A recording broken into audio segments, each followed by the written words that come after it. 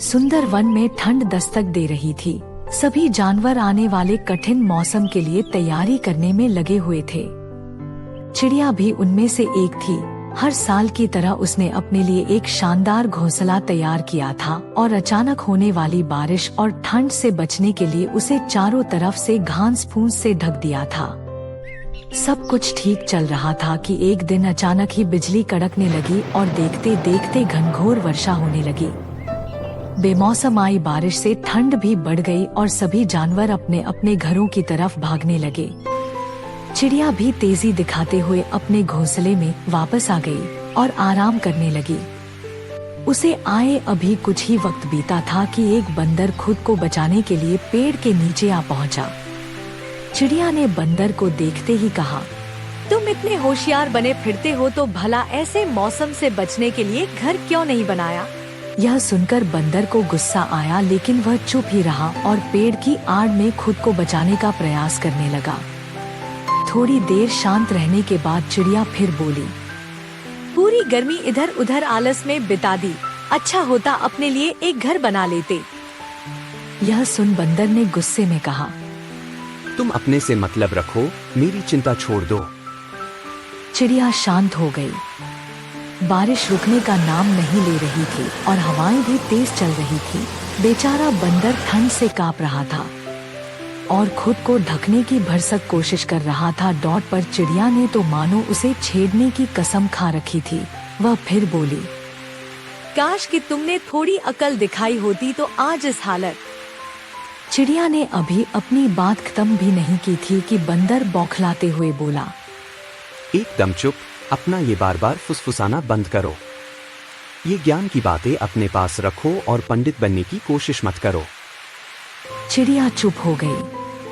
अब तक काफी पानी गिर चुका था। बंदर बिल्कुल भीग गया था और बुरी तरह कांप रहा था। इतने में चिड़िया से रहा नहीं गया और वो फिर बोली, कम से कम अब घर बनाना सीख लेना। इतना सुनते ही बंदर तुरंत पेड़ पर चढ़ने लगा। भले मैं घर बनाना नहीं जानता, लेकिन मुझे तोड़ना अच्छे से आता है। और ये कहते हुए उसने चिड़िया का घोंसला तहस नहस कर दिया। अब चिड़िया भी बंदर की तरह बेघर हो चुकी थी और ठंड से कांप रही थी। इसीलिए कहते हैं, दूसरों के बीच में तंग नहीं अटानी चाहिए। गीदड़ गीदड़ ही रहता है। एक जंगल में शेर शेरनी का युगल रहता था। शेरनी के 2 बच्चे हुए। शेर प्रतिदिन हिरणों को मारकर शेरनी के लिए लाता था। दोनों मिलकर पेट भरते थे। एक दिन जंगल में बहुत घूमने के बाद भी शाम होने तक शेर के हाथ कोई शिकार न आया। खाली हाथ घर वापस आ रहा था तो उसे रास्ते में गीदड़ का बच्चा मिला। बच्चे को देखकर उसके मन में दया आ गई। उसे जीवित ही अपने मुख में सुरक्षा पूर्वक लेकर वह घर आ गया और शेरनी के सामने उसे रखते हुए बोला, प्रिय, आज भोजन तो कुछ मिला नहीं। रास्ते में गीदड़ का यह बच्चा खेल रहा था, उसे जीवित ही ले आया हूँ। तुझे भूख लगी है तो इसे खाकर पेट भर ले, कल दूसरा शिकार लाऊंगा। शेरनी बोली, प्रिय, जिसे तुमने बालक जानकर नहीं मारा, उसे मारकर मैं कैसे पेट भर सकती हूँ? मैं भी इसे बालक मानकर ही पाल लूंगी। समझ लूंगी कि यह मेरा तीसरा बच्चा है। गीदड़ का बच्चा भी शेरनी का दूध पीकर खूब पुष्ट हो गया और शेर के अन्य 2 बच्चों के साथ खेलने लगा।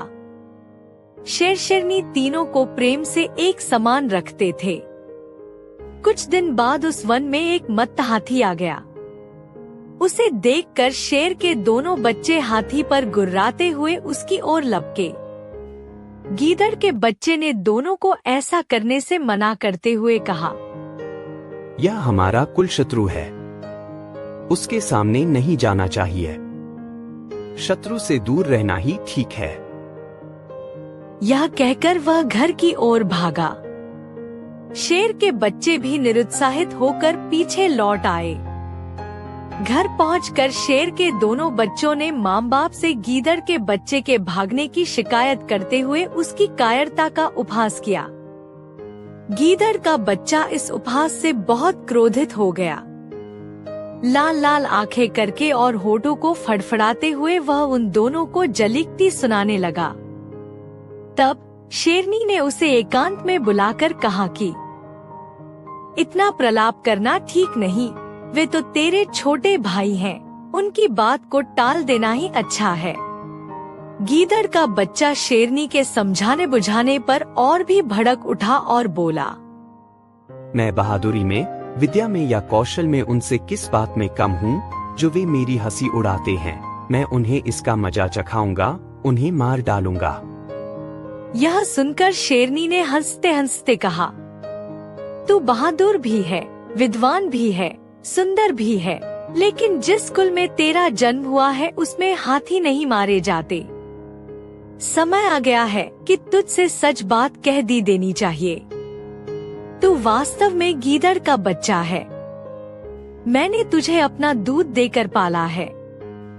अब इससे पहले कि तेरे भाई इस सच्चाई को जाने, तू यहाँ से भागकर अपने स्वजातियों से मिल जा, अन्यथा वह तुझे जीता नहीं छोड़ेंगे। यह सुनकर वह डर से कांपता हुआ अपने गीदड़ दल में आ मिला। कवि डाकू। एक कवि गरीबी से तंग आके डाकू बन गया। डकैती करने वो बैंक गया और जाके सबके ऊपर पिस्तौल तान दिया और बोला, अर्ज किया है, तकदीर में जो है वो ही मिलेगा, तकदीर में जो है वो ही मिलेगा। हैंड्स अप, अपनी जगह से कोई नहीं हिलेगा। केशियर के पास जाके कहता है, अपने कुछ ख्वाब मेरी आंखों से निकाल लो, अपने कुछ ख्वाब मेरी आंखों से निकाल लो। जो कुछ भी तुम्हारे पास है जल्दी से इस बैग में डाल दो। जब वो बैंक लूट चुका था तो जाते जाते बोल के जाता है, भुला दे मुझे क्या जाता है तेरा, भुला दे मुझे क्या जाता है तेरा। मैं गोली मार दूंगा जो किसी ने पीछा किया मेरा।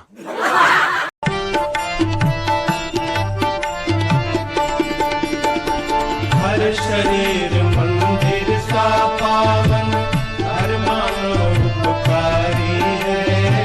जहाँ सिंह बन गए खिलौने, गाय जहाँ मांगरी, जहाँ सवेरा शंख बजाता, लोरी गाती शाम है। हर बाला देवी की प्रतिमा, बच्चा बच्चा राम। हमारे पंजाब में सरदार जी पहली बार अपने लड़के मोंटी को स्कूटर पर घुमाने निकले। रास्ते में अंगूर दिखा। मोंटी चिल्लाया, पापा पापा, अंगूर खाना है। सरदार जी, हु हमारे पंजाब में तो बड़े बड़े अंगूर मिलते हैं, ये तो अंगूरी हैं अंगूरी। और आगे बढ़ गए। रास्ते में सेब दिखा। मोंटी चिल्लाया, पापा पापा, सेब खाना है। सरदार जी, हु हमारे पंजाब में तो बड़े बड़े सेब मिलते हैं, ये तो सेबी हैं सेबी। और आगे बढ़ गए। रास्ते में केला दिखा। मोंटी चिल्लाया, पापा पापा, केला खाना है। सरदार जी, हु हमारे पंजाब में तो बड़े बड़े केला मिलते हैं, ये तो केली हैं केली। और आगे बढ़ गए। रास्ते में समोसा दिखा। मोंटी चिल्लाया, पापा पापा, समोसा खाना है। सरदार जी, हु हमारे पंजाब में तो बड़े बड़े समोसा मिलते हैं, ये तो समोसी हैं समोसी। करते करते वो मोंटी तो लेकर वापस आ गए और कुछ भी नहीं लिया। मोंटी का गुस्सा 7वें आसमान पर था। माँ ने पूछा, पापा के साथ घूमने में मजा आया मोंटी? मोंटी ने कहा, हु हमारे पंजाब में तो बड़े बड़े पापा मिलते हैं, ये तो पापी है पापी।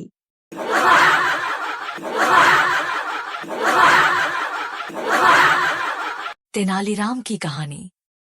तेनाली रामलिंगाचार्युल का जन्म 16वीं सदी के प्रारंभ में थुमलुरु गांव में एक तेलगी भट्ट ब्राह्मण परिवार में हुआ था।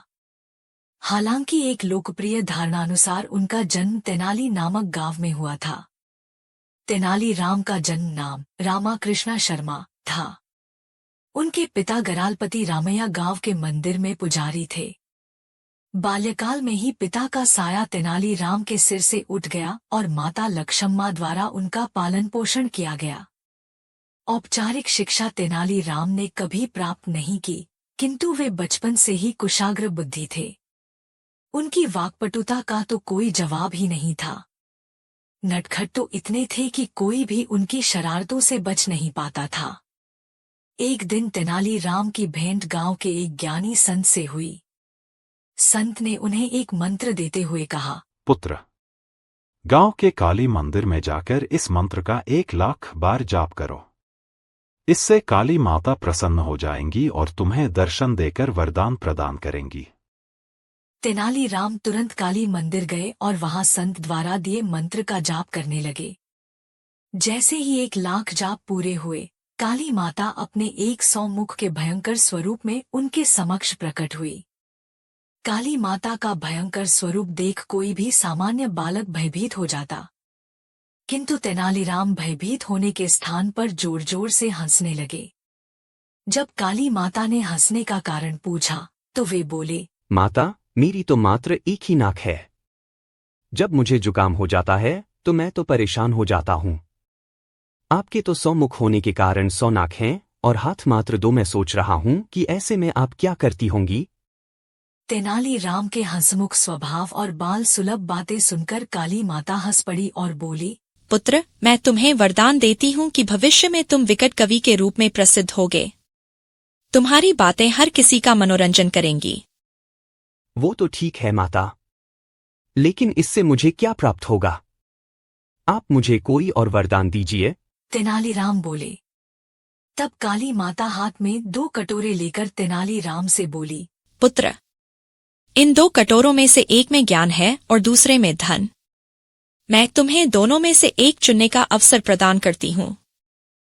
काली माता की बात सुनकर तेनालीराम सोचने लगे कि जीवन में ज्ञान और धन दोनों ही आवश्यक है। यदि दोनों ही वरदान मिल जाए तब कोई बात है। तेनालीराम को विचार मग्न देख काली माता बोली, क्या बात है पुत्र? किस कटोरे का चुनाव करना है ये समझ नहीं आ रहा। ऐसी बात नहीं है माता। चुनाव करने के पहले मैं बस एक बार दोनों कटोरे अपने हाथ में लेकर देखना चाहता हूँ। तेनाली बोले। काली माता ने जैसे ही दोनों कटोरे तेनाली के हाथ में दिए, तेनाली ने झटपट दोनों कटोरे को मुंह से लगाया और गटक गए।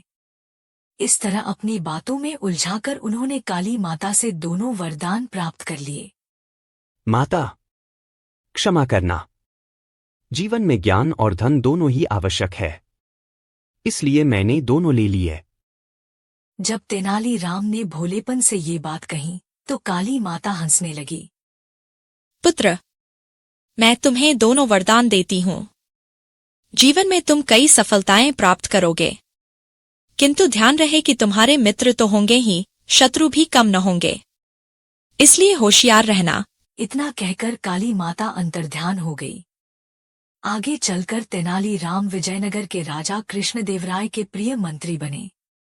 उन्हें लोगों का बहुत स्नेह प्राप्त हुआ और धन संपदा की भी कमी न हुई, किंतु उनके जीवन में शत्रु भी बहुत रहे जो उनके विरुद्ध षड्यंत्र रचते रहे। तेनालीराम भी अपनी चतुराई से सदा उन्हें मात देते रहे। एक समय की बात है, एक छोटे से गांव में एक भक्त रहता था जिसका नाम श्याम था। श्याम माता रानी का बहुत बड़ा भक्त था और हर रोज उनकी पूजा करता था। एक दिन श्याम को माता रानी ने सपने में दर्शन दिए और कहा, श्याम, मैं तुम्हारी भक्ति से प्रसन्न हूँ। तुम्हारी कोई इच्छा हो तो मुझसे मांग लो। श्याम ने कहा, माता जी, मैं तो आपका भक्त हूँ, मुझे कुछ नहीं चाहिए, लेकिन मेरे गांव में एक बड़ा सूखा पड़ा हुआ है, कृपया हमारे गांव को वर्षा की दुआ दें। माता रानी ने कहा, श्याम, तुम्हारी इच्छा पूरी होगी, लेकिन तुम्हें एक काम करना होगा। तुम्हें मेरे मंदिर में एक दीपक जलाना होगा और उसे लगातार 7 दिनों तक जलाए रखना होगा।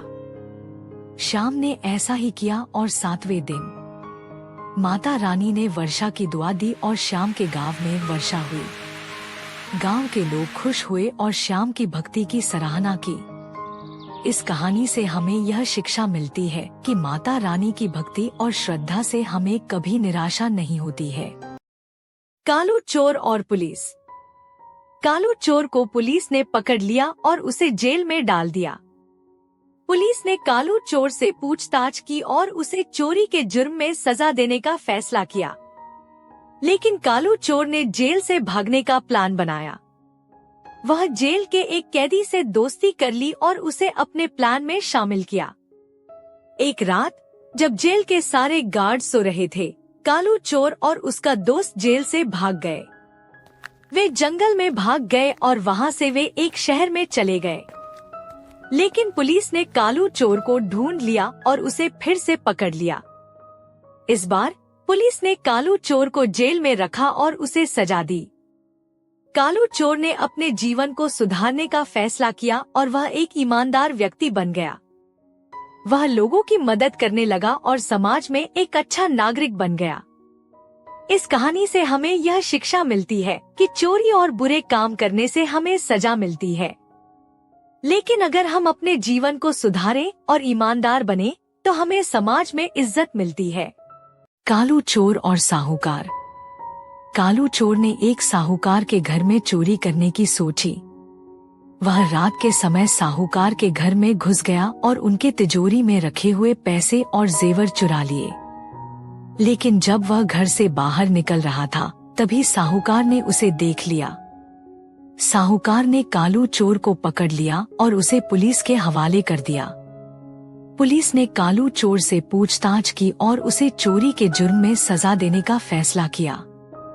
कालू चोर को जेल में रखा गया और उसे सजा दी गई। साहूकार ने कालू चोर से कहा, तुमने मेरे घर में चोरी की है, लेकिन मैं तुम्हें माफ कर देता हूँ।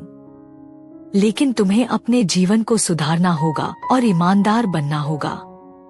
कालू चोर ने साहूकार की बात मानी और वह एक ईमानदार व्यक्ति बन गया। वह लोगों की मदद करने लगा और समाज में एक अच्छा नागरिक बन गया।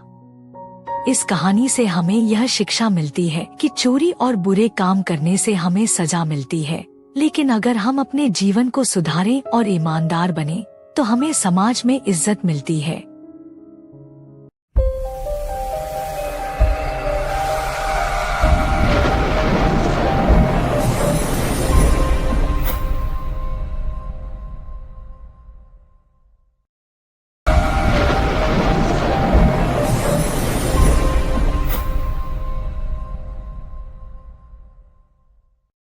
कालू चोर और ईमानदारी।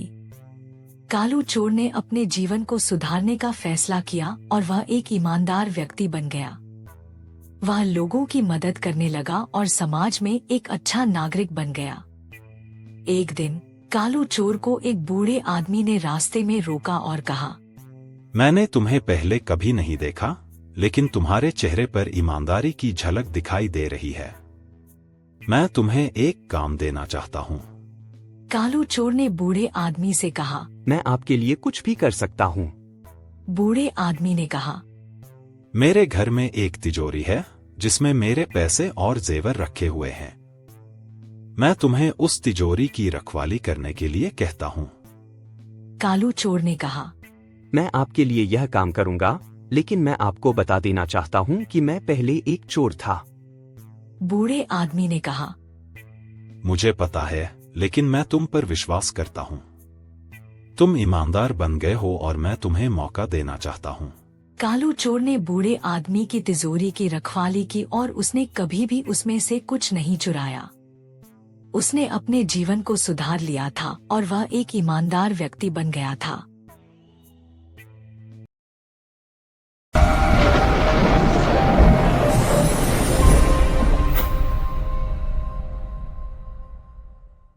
एक लड़की की कहानी जिसने माता रानी की कृपा से अपने जीवन को बदल दिया। एक छोटे से गांव में एक लड़की रहती थी जिसका नाम रिया था। वह बहुत गरीब थी और उसके माता पिता दोनों ही बीमार थे। रिया को अपने माता पिता की देखभाल करनी पड़ती थी और वह अपने सपनों को भूल गई थी। एक दिन रिया को माता रानी के मंदिर में जाने का मौका मिला। वह मंदिर में गई और माता रानी से प्रार्थना की। उसने माता रानी से कहा, माता जी, मैं बहुत गरीब हूँ और मेरे माता पिता बीमार हैं।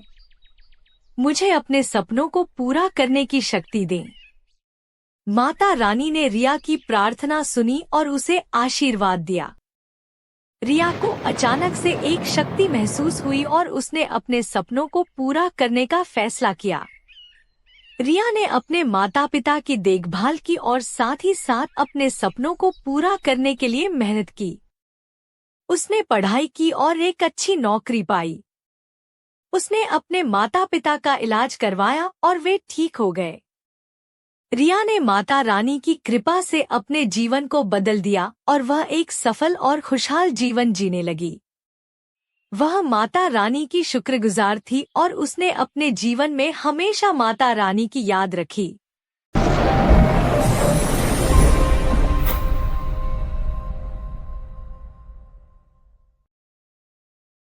एक छोटे से गांव में एक गरीब आदमी रहता था जिसका नाम रामू था। वह अपनी पत्नी और बच्चों के साथ रहता था। रामू के पास कोई नौकरी नहीं थी और वह अपने परिवार का पेट भरने के लिए संघर्ष करता था। एक दिन रामू ने सुना कि गणपति का मंदिर बन रहा है और वहां पर काम करने वालों को अच्छी मजदूरी मिलेगी। रामू ने सोचा कि यह उसके लिए एक अच्छा मौका है और वह मंदिर में काम करने के लिए गया। मंदिर में रामू ने गणपति की मूर्ति को देखा और उसने गणपति से प्रार्थना की। उसने कहा, गणपति जी, मैं बहुत गरीब हूँ और मेरे पास कोई नौकरी नहीं है। मुझे अपने परिवार का पेट भरने के लिए कुछ करने की शक्ति दें।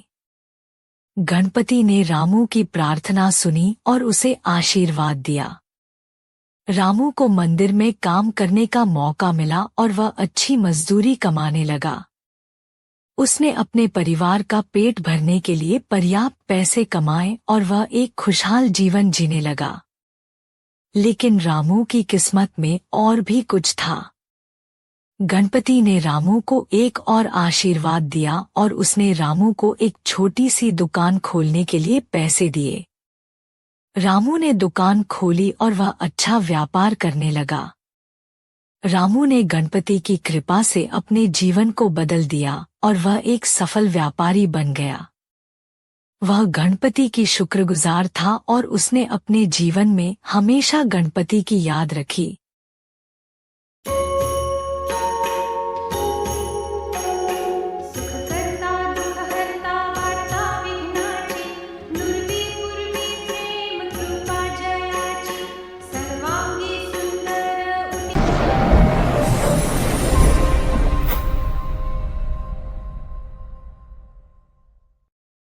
गणपति और बाइक की कहानी। एक समय की बात है जब एक युवक ने अपनी नई बाइक खरीदी। वह बहुत खुश था और अपनी बाइक को लेकर शहर में घूमने लगा। एक दिन वह एक मंदिर के पास से गुजर रहा था जहां गणपति की पूजा हो रही थी। उसने गणपति को देखा और सोचा कि वह भी गणपति की पूजा करेगा। उसने अपनी बाइक को मंदिर के बाहर खड़ा किया और गणपति की पूजा करने लगा। गणपति ने उसे आशीर्वाद दिया और कहा, तुम्हारी बाइक हमेशा तेज और सुरक्षित रहेगी। युवक ने गणपति का आशीर्वाद प्राप्त किया और अपनी बाइक पर बैठकर चलने लगा।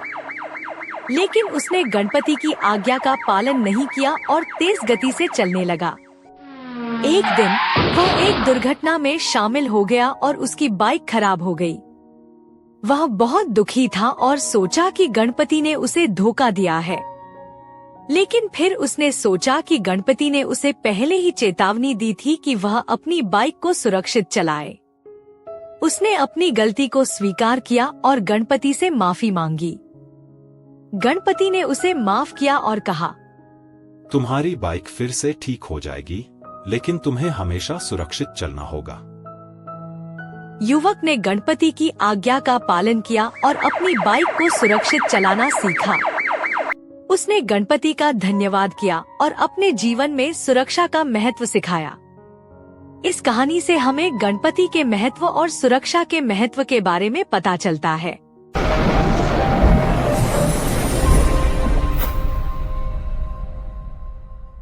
गणेश और गरीब माँ। एक गरीब माँ थी जो अपने बच्चों के लिए खाना नहीं दे पा रही थी। गणेश भगवान ने उसकी मदद की और उसके घर में अन्न की वर्षा की। माँ ने अपने बच्चों को खाना खिलाया और वे खुशी से जीने लगे। गणेश भगवान ने माँ को एक और वरदान दिया, जिससे वह अपने बच्चों को अच्छी शिक्षा दे सके।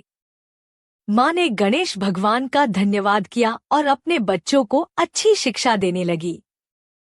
बच्चे आगे चलकर महान व्यक्ति बन गए और अपनी माँ का नाम रोशन किया। माँ ने गणेश भगवान का धन्यवाद किया और अपने जीवन में खुशी से जीने लगी। इस कहानी से हमें गणेश भगवान के गरीबों के प्रति प्रेम और सहानुभूति के बारे में पता चलता है। वह हमेशा गरीबों की मदद करते हैं और उनके साथ रहते हैं।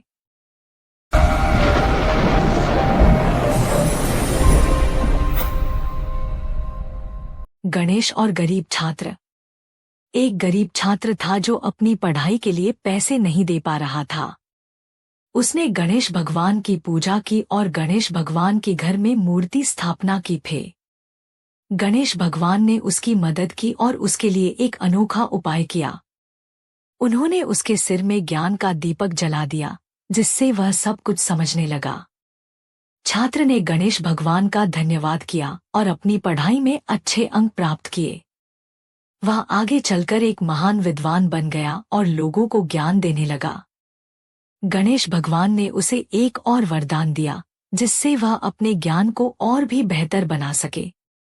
छात्र ने गणेश भगवान का धन्यवाद किया और अपने जीवन में सफलता प्राप्त की। इस कहानी से हमें गणेश भगवान के गरीबों के प्रति प्रेम और सहानुभूति के बारे में पता चलता है। वह हमेशा गरीबों की मदद करते हैं और उनके साथ रहते हैं।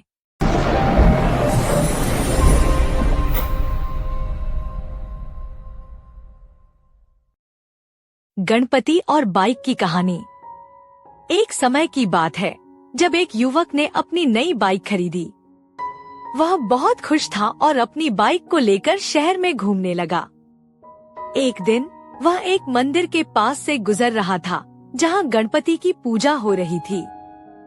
उसने गणपति को देखा और सोचा कि वह भी गणपति की पूजा करेगा। उसने अपनी बाइक को मंदिर के बाहर खड़ा किया और गणपति की पूजा करने लगा।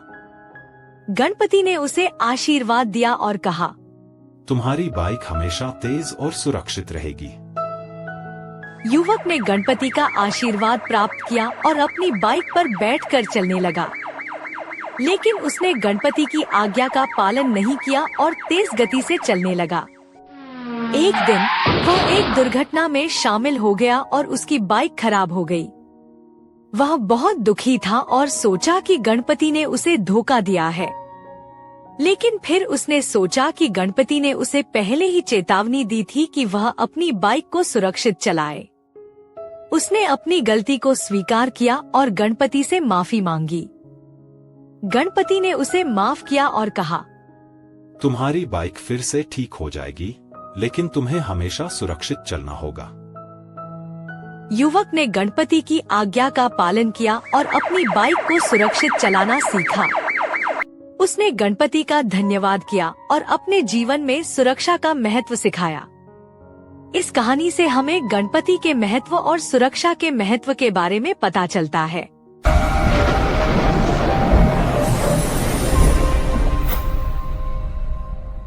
गणेश और गरीब छात्र। एक गरीब छात्र था जो अपनी पढ़ाई के लिए पैसे नहीं दे पा रहा था। उसने गणेश भगवान की पूजा की और गणेश भगवान के घर में मूर्ति स्थापना की थी। गणेश भगवान ने उसकी मदद की और उसके लिए एक अनोखा उपाय किया। उन्होंने उसके सिर में ज्ञान का दीपक जला दिया, जिससे वह सब कुछ समझने लगा। छात्र ने गणेश भगवान का धन्यवाद किया और अपनी पढ़ाई में अच्छे अंक प्राप्त किए। वह आगे चलकर एक महान विद्वान बन गया और लोगों को ज्ञान देने लगा। गणेश भगवान ने उसे एक और वरदान दिया, जिससे वह अपने ज्ञान को और भी बेहतर बना सके। छात्र ने गणेश भगवान का धन्यवाद किया और अपने जीवन में सफलता प्राप्त की। इस कहानी से हमें गणेश भगवान के गरीबों के प्रति प्रेम और सहानुभूति के बारे में पता चलता है। वह हमेशा गरीबों की मदद करते हैं और उनके साथ रहते हैं।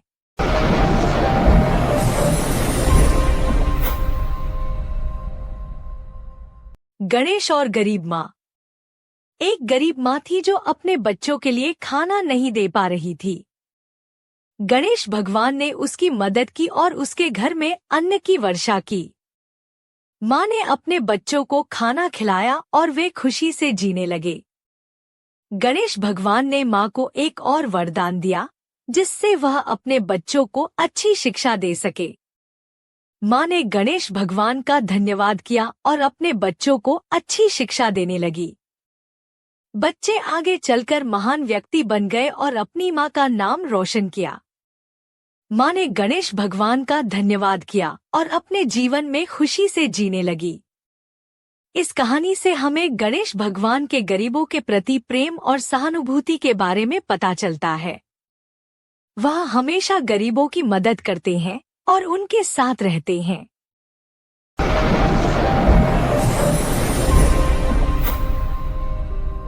गणेश भगवान और ब्राह्मण की कहानी। एक समय की बात है जब एक गरीब ब्राह्मण था जिसका नाम कोटन था। वह गणेश भगवान का बहुत बड़ा भक्त था और हर दिन उनकी पूजा करता था। एक दिन कोटन को पता चला कि गणेश भगवान का जन्मोत्सव आने वाला है। उसने सोचा कि वह गणेश भगवान को कुछ विशेष देना चाहता है, लेकिन वह इतना गरीब था कि उसे कुछ देने के लिए पैसे नहीं थे। कोटन ने सोचा कि वह गणेश भगवान को 21 पत्तियां चढ़ाएगा, जो कि गणेश भगवान को बहुत प्रिय हैं। उसने 21 पत्तियां इकट्ठा की और गणेश भगवान के मंदिर में जाने के लिए निकल पड़ा।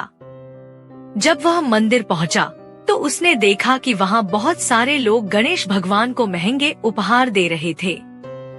कोटन ने सोचा कि उसकी 21 पत्तियां कुछ भी नहीं है, लेकिन फिर उसने गणेश भगवान की पूजा की और उन्हें 21 पत्तियां चढ़ा दी। गणेश भगवान ने कोटन की भक्ति और विश्वास को देखा और उन्हें वरदान दिया कि वह हमेशा उसकी रक्षा करेंगे और उसकी इच्छाएं पूरी करेंगे। इस कहानी से हमें गणेश भगवान की कृपा और भक्तों के प्रति उनके प्यार के बारे में पता चलता है। वह हमेशा अपने भक्तों की मदद करते हैं और उनकी इच्छाएं पूरी करते हैं।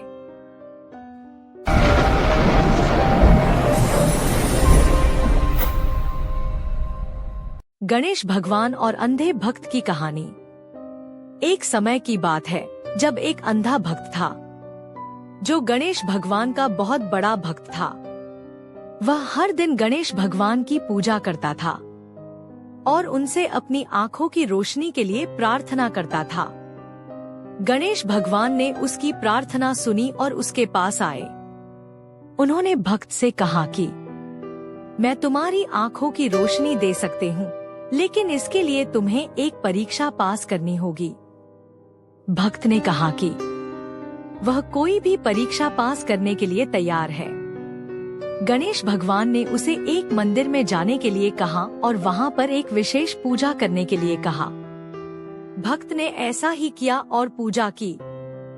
जब उसने पूजा पूरी की तो उसने देखा कि उसकी आंखों की रोशनी वापस आ गई है। गणेश भगवान ने भक्त से कहा कि उसकी भक्ति और विश्वास के कारण ही उसकी आंखों की रोशनी वापस आ गई है। भक्त ने गणेश भगवान का धन्यवाद किया और उनकी पूजा करना जारी रखा। इस कहानी से हमें गणेश भगवान की कृपा और भक्तों के प्रति उनके प्यार के बारे में पता चलता है। वह हमेशा अपने भक्तों की मदद करते हैं और उनकी इच्छाएं पूरी करते हैं।